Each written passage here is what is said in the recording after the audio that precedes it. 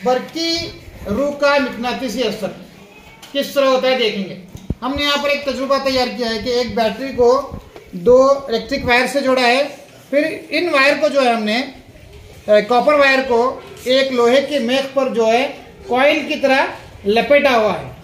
अब हम देखते हैं कि जब ये हम जोड़ते हैं, जब इसमें से सर्किट मुकम्मल होता है तो लोहे का मेख जो है लोहे की पिनों के साथ क्या मामला करता है देखेंगे। जब लोहे की मेख को हम करीब लेंगे तो क्या होता है, क्या ये मैग्नेट की तरह काम करता है या नहीं, वो देखेंगे। ठीक है जी। अब देखिए मैं इसको टच कर रहा हूं, यहां पर टच करके जो है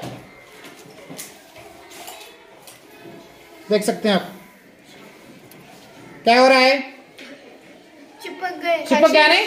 हाँ। तो ये लोहे का मेख था, मैग्नेट तो नहीं था, लेकिन करंट पास होने की वजह से ये लोहे का मेख जो है वो मैग्नेट की तरह काम करने लगा, जिसकी वजह से ये जो है लोहे की जो पिन्स हैं, पुश पिन्स है, वो चिपकने लगे। नजर आ रहा है आप सबको? हाँ। तो इसको कहते हैं magnetic effect of electric current या बरकी रूह का